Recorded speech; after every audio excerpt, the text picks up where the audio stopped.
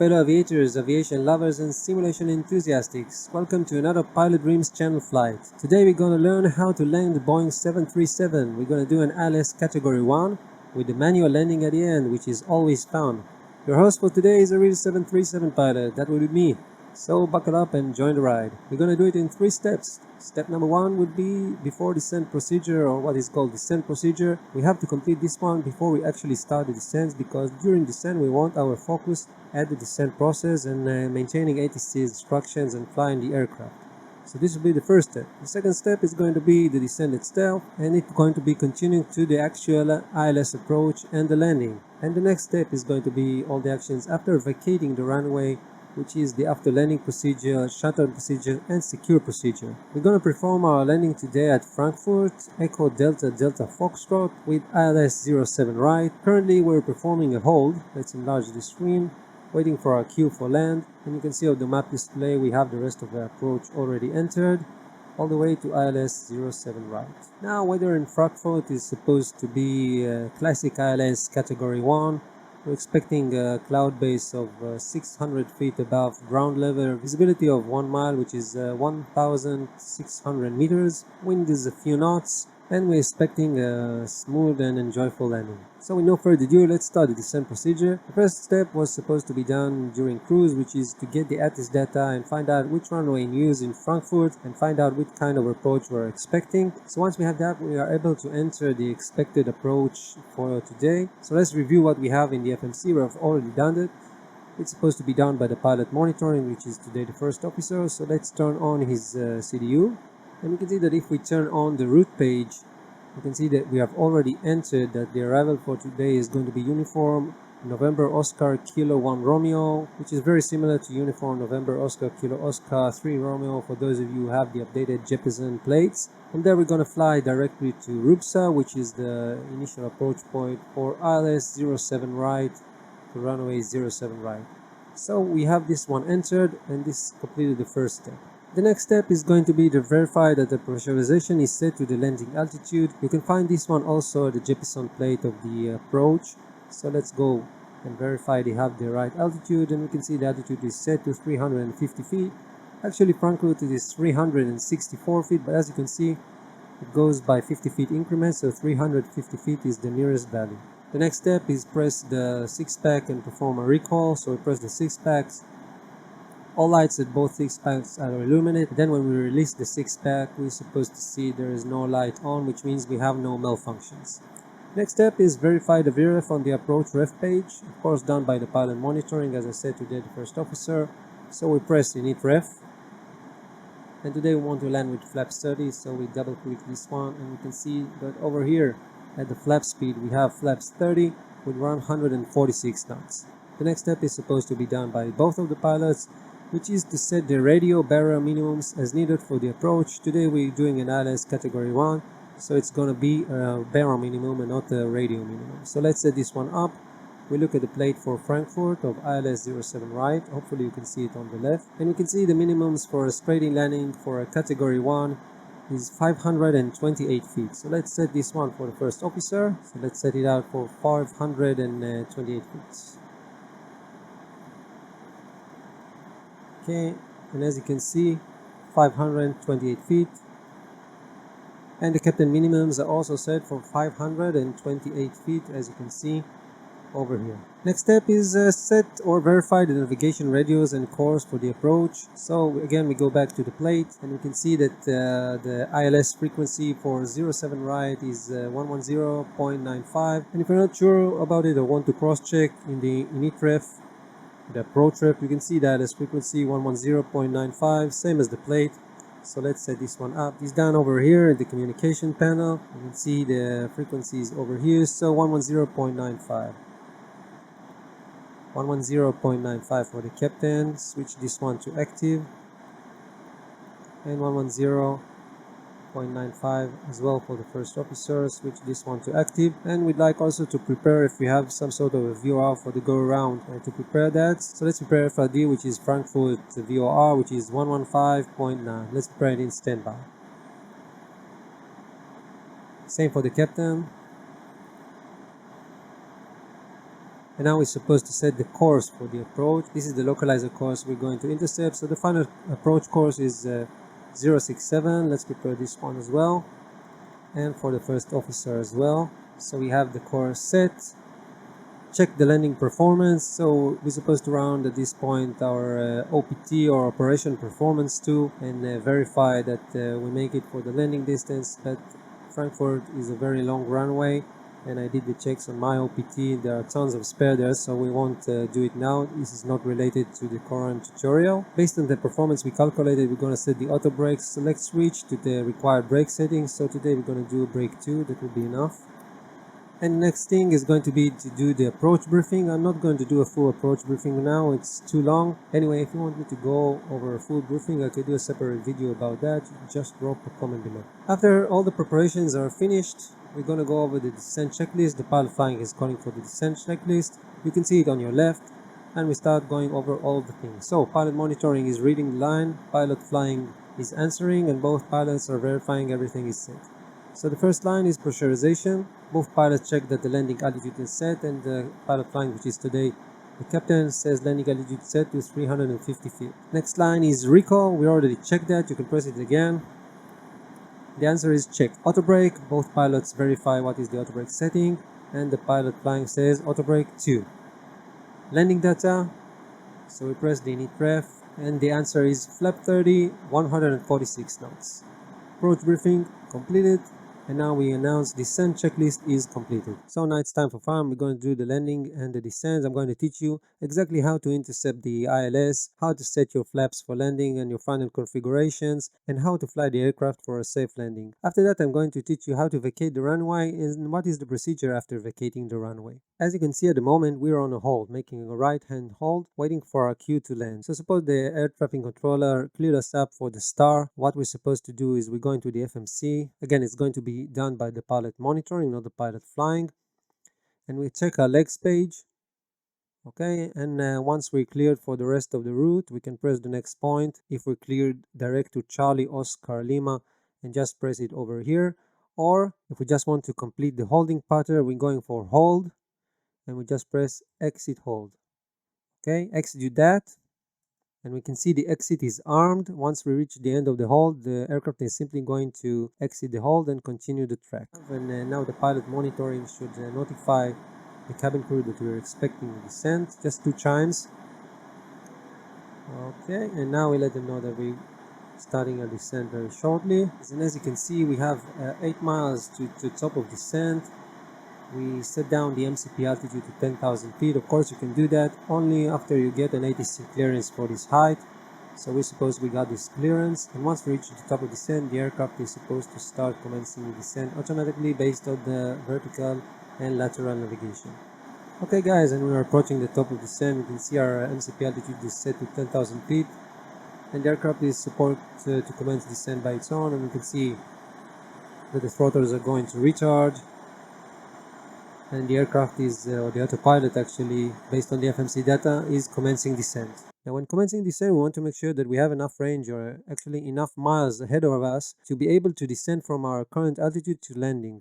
The 737 has quite a problem to reduce speed and to lose altitude, funny how it seems. And in order to make sure we're in the right potential and that we're not too high for the approach, we're simply going to use the progress page, and we can see that we have 118 miles till touchdown. Now our current altitude is about 30,000 feet. For each 1,000 feet, we're going to need about 3 miles for descent, and we're going to need another extra 10 miles for reducing speed. So if we multiply 30 for 30,000 by 3 and add the 10 for the speed reduction, we come up with 100 miles, and we have a spare of 8 miles, which is okay. Usually if the controllers see that we're good on our flight path, they might offer us some shortcuts, and I'm going to show you in a second how to deal with the shortcut. We're going to approach Charlie Oscar Lima, and then the controller is going to take us directly to the initial approach fix, meaning that we're going to lose the right to left turn, and I'm going to show you how I'm losing height very quickly. Anyway, we always can see here on the right if we're above the calculated path, below the path, or exactly on the path. At the moment we're on the path. Okay, so now when approaching Charlie Oscar Lima, the controller is going to offer us a shortcut. So we would say something like Pilot Dreams flight, can you take direct ILS? And of course we like shortcuts, so we say affirmative, we can fly direct ILS, and it will confirm fly direct ILS Pilot Dreams flight.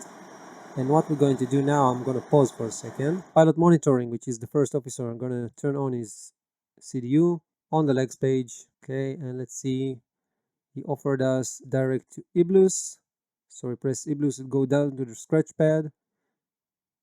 And again, at the first one, and we press execute. Now, let's find out what happened. First of all, let's look at the progress page. We can see we just lost about 20 miles for our descent distance. This is going to put us in over potential. Not sure, not convinced. Let's see over here. You can see we are about 4,000 feet above the required altitude for landing. So how we can deal with that? So the most important thing is to descend. Now people think if they want to descend more, they need to reduce speed. This is wrong. In order to descend faster, you need to go faster, which will give you a steeper descent angle. So what we're going to do for a moment, we're going to leave vertical navigation speed. We're going to descend in level change mode, increase the speed, extend the speed brakes, and try to convert back to the flight path until we can see we have no major differences over here. Okay, so we're pressing level change, we're increasing the speed. Let's do 300 knots. Full speed brakes. Let's check out how we're doing. Let's increase both displays. We can see we're accelerating, meaning we're diving deeper or in a steeper angle. You can see we're starting to converge over here, and we're going to do it all the way until we come back to the VNAV pattern. You can see once the aircraft reached the desired speed, the nose starting to rise up, and we're going to lose altitude in a slower rate, but again we're still converging to the required path. And you can see we have 73 miles to descend.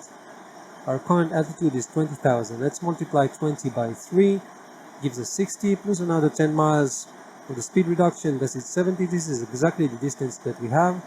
So it means we're going to be just fine. And as you can see, we're approaching the desired path in a good rate. Once we reach it, we're going to descend a little bit more below the path and then start the speed reduction. Okay, let's retract the speed brakes and go back to VNAV. As you can see, we're back on VNAV path, and the aircraft will start reducing the speed back to the required speed for descent. Okay guys, so I had a little simulator glitch, so I fixed everything up and tried to fly us back more or less to the same place when the simulator crashed down the last time. So we're on course to ILS after we got another direct from the air traffic controller, and usually in this stage they might guide us directly to the interception point, which is for ILS 07 right is going to be RUPSA. The air traffic controller will give us direct RUPSA. So the first officer is supposed to do it, or the pilot monitoring actually. And go to RUPSA, press this one over here, execute. And now we're on course directly to RUPSA. Let's clear the message, follow this with the heading. As you can see again, we have another potential problem, so let's go level change. We're still above 10,000, so we can accelerate a little bit more, get the speed brakes out, and try to kill this over potential. Distance to go, 44 miles, altitude 13,000 feet, multiplied by 3, that's 39, plus about 10 miles. We're a little bit high than required, but we'll do alright as we're converging back. We have until 10,000 to accelerate. I know we left the previous session before everything crashed a little bit lower, but we had to adapt. And usually in this time the air traffic controller will clear us for the next point, so something like pilot dreams flight, clear to descend 4,000 feet, as we said, direct to RUPSA, clear to descend 4,000 direct RUPSA, pilot flying, let's say 4,000 feet, declare 4,000, will be acknowledged by pilot monitoring, and continue following with the heading, follow the course with the heading. At 10,000 feet we're supposed to report the cabin crew and set the fixed light on. Okay, so let's go and do it. No problem doing it a few hundred feet below the required altitude. Get the fix on. And for the cabin crew 10,000 feet, and reduce the speed to 250 knots below 10,000. Got the speed brake out, and we're reducing speed. Okay, let's run another potential check. We're at 9,000 feet, 9,000 above ground level. Multiply 9 by 3, that's 27. Now we're 250 knots, so let's take 5 miles for speed reduction. And it's going to be 32 miles, meaning that we have enough distance as we have 31 miles. Okay, and we have the ILS identified, as you can see. India, Foxtrot, Sierra Echo, which are the letters for Frankfurt 07 right approach. At about 20 miles till touchdown, we want to start reducing our speed, and we want to intercept the localizer at not more than 190 knots. Okay, and we have 30 miles till Rubza. We can see we're above the glide slope, but we're coming in a 90 degrees angle more or less. We want to start reducing our speed, so let's start reducing the speed to 200 knots. Usually the air traffic controller will guide us on how to reduce our speed. And once we're enough, and once we're far enough from the 250 knots limit, pilot flight is going to call for flaps 1. We'll do it in a second. And usually now it's a good time to call for flaps 1. And the pilot monitoring is setting the flaps for flaps 1. Okay, and we have the localizer alive and the glide slope alive as well. Both declarations should be heard in the cockpit by the pilot monitoring. And let's reduce the speed furthermore. Let's call for flaps 5. Flaps 5 and reduce the speed to 180 knots for the interception.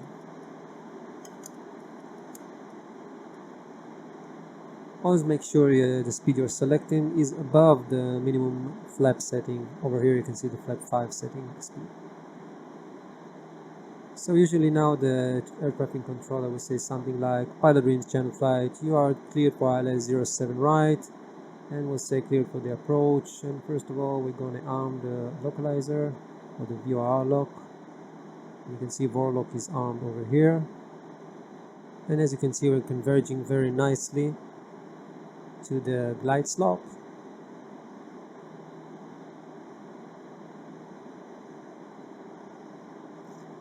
Again, the localizer is alive, glide slope alive. We're at good speed for the interception. We're going to have a 90 degrees turn. We don't want to come in here too fast.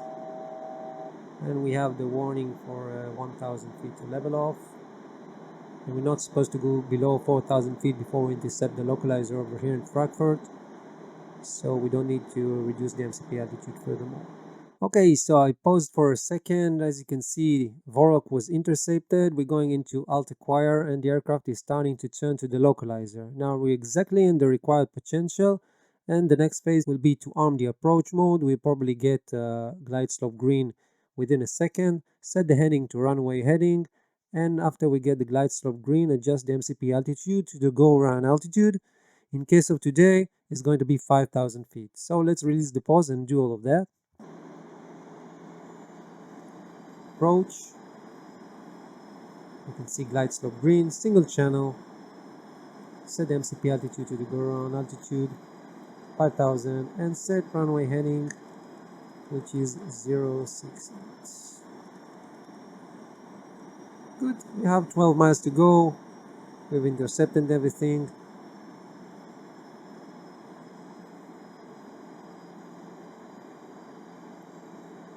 And the next checkpoint is going to be 51 DME, where we're supposed to be at 1590 feet.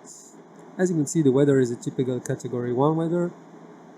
Hopefully we'll get out of the clouds above the decision altitude of 528 feet with enough distance to see the runway and land the aircraft manually. We're doing a single channel approach, not a dual autopilot channel, because we're not going for an automated landing. Now let's continue. Radio altimeter alive. We're about 7 miles. I paused the simulation for a second. Again, I had some problems with the frame rate. Today we're going to do everything a little bit earlier, so we'll have the time to explain everything. So we were established on the glide slope, 7 miles till inbound. Usually we'll take the gear down between 2000 feet to 1500 about field elevation. Today we're going to do it, as I said, a little bit earlier. So let's start by reducing the speed a few knots more, closer to the flaps 5, and call for gear down and flaps 15. Set the speed for 160 knots. Arm the speed brakes. Pausing for a second, and we can see the speed brake armed over here, and the lever is in the armed position. At this stage, the pilot monitoring should set the lights and notify the crew by chime. So let's do that. Set all the landing lights, the taxi lights, and the chime for the crew. And in this range we can also call for final flap settings, so flaps 30. Let us do flaps 30 and set VRF plus 5. No need for extra wind correction. And now we'll do the landing checklist. Let's pause for a second. So the landing checklist goes like this: speed brake arm, make sure the handle is in arm, that you have the speed brake armed light over here. Landing gear down, verify you have 3 green lights. Flaps 30 with green light. And then we call landing checklist completed. Then usually around this stage we're gonna get the tower permission to land, something like pilot dreams, you're clear to land 07 right. And the readback of course should be clear to land 07 right. Now let's look for the visual cues for the runway. Based on the weather report for today, we're going to see it about 1000 to 1100 feet. And once we have the runway in sight, we're going to go for manual landing. Please remember, also in manual landing, but on an ILS category 1 approach, you're obligated to do an ILS glide path. You should follow the flight director, although you see the runway.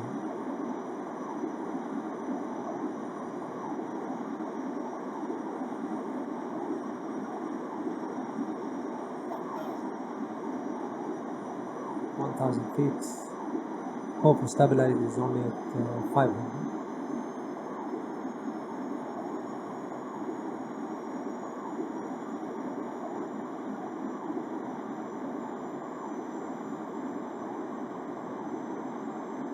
Okay, so runway in sight.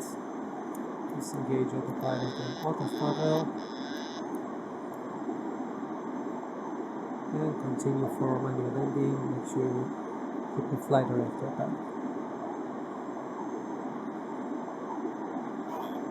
Stabilized.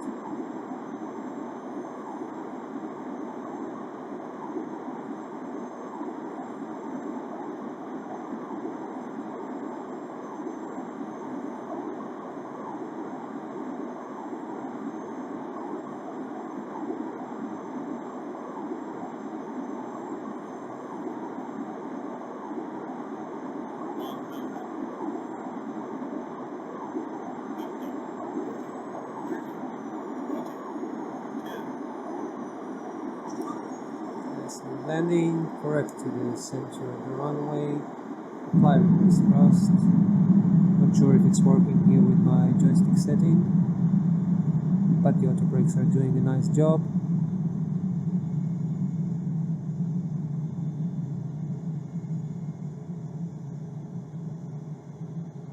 And 160 knots, you should enter your thrust reversers. Then we'll go for manual braking.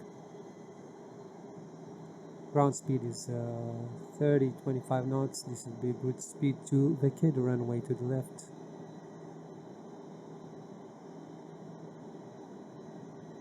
And since I'm a single crew today, I'm going to stop and do the after landing procedure standing, which will be more safe.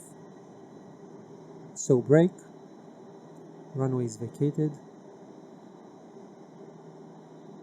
Okay, complete stop. Let's set the parking brake. Parking brake is set. Lose all of this. And now we're going to start the after landing procedure. We should start that after landing procedure when clear of the active runway, which is our current situation. Also, the engine cooldown recommendations is to shut down the engines at least 3 minutes after landing in case you decide to shut down one of the engines during taxi. So the procedure starts with the captain moves or verifies that the speed brake lever is down, and it's up because I didn't put it down when we were landing. So let's do it. Okay, speed brake levers is up. So today we're going to start the APU right now, although usually we're going to start it closer to the gate, but I'm going to do everything by the procedures. So on and then hold it to start. And the start frequency is going to start. It's going to take about a minute, so let's do the rest of the things in the meantime. Set the probe switches to auto. Of course, as I said, this is done by the pilot monitoring. Today it's the first officer. So we're gonna set the probe heats to auto. Here in this aircraft it's off in the simulator. Set the exterior light as needed. So it's night now, but we're cleared of the active runways, so let's turn all the fixed lights and the landing lights. Just remain with taxi lights, and we're off the active runways, so we should change position lights from strobe and steady to just steady. Set the logo on. Set the weather radar to off. This is usually done by the pilot flying, but both pilots should make sure their weather radar is off. So let's press weather over here and make sure the writing over here disappears. Okay, radar is off. Set the auto brake switch to off. Auto brakes to off. Sorry. Auto brakes to off. Set the flap lever to up.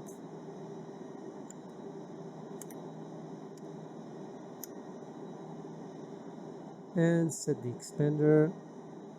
Change it from TRA. We don't want any more traffic advisories or intercepting anyone else. So change it to expander. It will also be a good practice to tune out the ILS frequency, just not to get these bothering displays.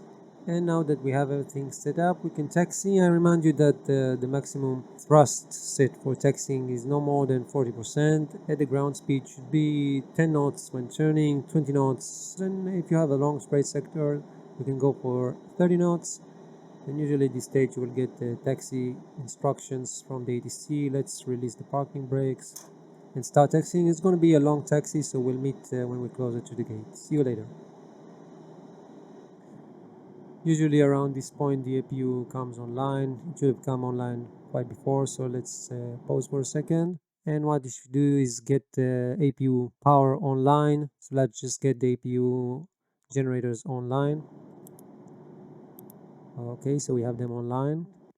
Usually over here we're going to look to the right, make sure the ramp over there is clear, and once we announce ramp clear, what we're going to do is set off the lights. But you can see that over here today the lights, the airport lights, these big projectors over here are not on, so I'm going to keep my lights on so I can see where I'm taxiing to.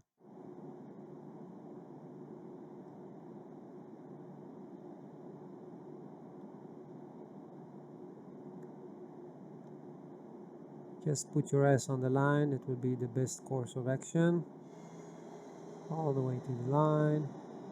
Gently and smoothly. We don't have an automatic guidance system over here. And come to a complete stop. Set the parking brake. And announce parking brake. Set. And now we're at the gate, gate Charlie 6, so the parking brake is set. Electrical power is set. This is done by the first officer. We already put the APUs online. As you can see, we don't have ground power yet, so we can't take ground power, so we'll remain with the APU power. Engine start lever should be set to cut off by the captain.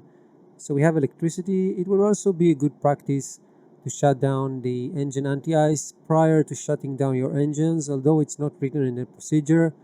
Shutting down the engines with the engine anti-ice on sometimes might lead to malfunctions later on. So the captain shuts down both engine start levers to cut off. Shut down 2, then 1. You can see over here the engines shutting down. We have electricity from the APU now. Okay, and we don't need towing today, so we'll proceed. So we don't need the towing pin. We'll proceed with the procedure. So we should turn to seatbelt sign to off, and also turn the anti-collision light to off, so everybody outside will see that we are not moving anymore. Fuel pumps should be set to off. It's a good practice to leave the left center or the left main, depending on your fuel quantity, to provide fuel for the APU. So let's leave the left center. Usually it's going to be the left main, but today it's the left center because we have a lot of fuel. So fuel pumps are set. Cabin utility power and IFE passenger seat as required. We always leave them on. Wing anti-ice and engine anti-ice. So we already made sure both of them are off before shutting down our engines. Hydraulic panel should be set, so we're turning off both electric pumps. The engine pumps can stay on because the engines are not working anymore. The air conditioning packs, make sure they're on auto. The isolation valve should be switched to open. The APU bleed should be switched to on so the passengers will get air conditioning. Exterior light switches over here is needed, so you can leave the logo for the meantime while passengers are disembarking. Of course, I left the exterior lights on because there were no lights here at the airport today. This is a simulator problem. Usually you come up to the parking stand with all of these lights extinguished. So for the moment I just left the logo, and you can shut down also the steady lights. Both flight director switches should be set to off. So let's do it for the captain and also for the first officer. The transponder should be set to standby now because we finished our flight. And if ground crew is going to put in place the wheel chocks, we can release the parking brakes. Also, if the ground crew is going to connect us to external power, we can take the external power online and shut down the APU. At the moment we don't have both, so we'll stay in this situation. And the captain called for shutdown checklist. Fuel pumps. And the answer should be set. I remind you, we left the left fuel pump in the center tank to provide fuel for the APU. Probe heat, so in this aircraft it's going to be off. Other aircraft it might be on auto. Hydraulic panel, the answer is set. Both electric pumps are off and the engine pumps 1 and 2 are on. Flaps, the answer should be up. Make sure the handle is in the up position and also that the indicator shows up. Parking brake, set. Engine start levers, cut off. Weather radar, both crew members should verify it's off. And now we can declare shutdown checklist is completed. Usually in this stage the cabin crew will ask our permission to open the door, and the ground crew will get the jetty connected to the aircraft. So let's do that, and after that we're gonna do the secure procedure and checklist and finish our flight for today. Now let's get the door open and get the jetty to come over. So here the jetty is coming, and we'll get the front door opened.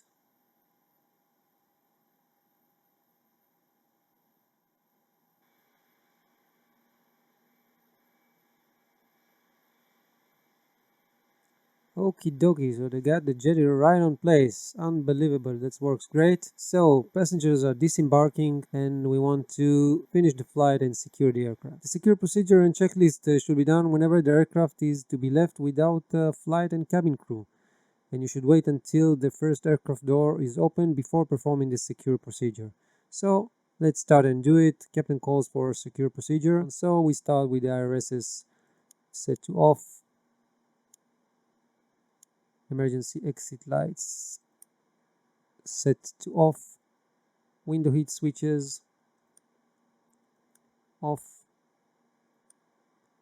All of them, of course. Air conditioning pack switch to off, and usually after that we'll shut down the APU, but before that we need to make sure we have ground power. So I can see the ground crew already connected to ground power. So let's put the ground power online. So it's online and we can verify it by the APU chains coming off bus. Now we can proceed. The air conditioning packs to off. Sorry, this direction. And in this point we can call for the secure checklist, but it would be a good practice to shut down the APU.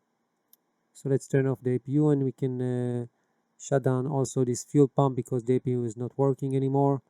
And the secure procedure is completed, and the captain is calling for the secure checklist. The secure checklist has 4 items. As always, first officer reads the checklist, captain answers, both crew members verify that the switch is in the correct positions.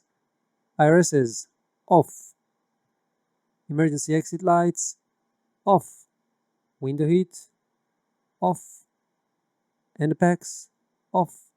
Secure checklist is completed. That's it for today, guys. Thank you very much for joining this Pilot Dreams flight when we learned how to land the 737 in ILS Category 1. We also learned how to perform all the procedure after landing.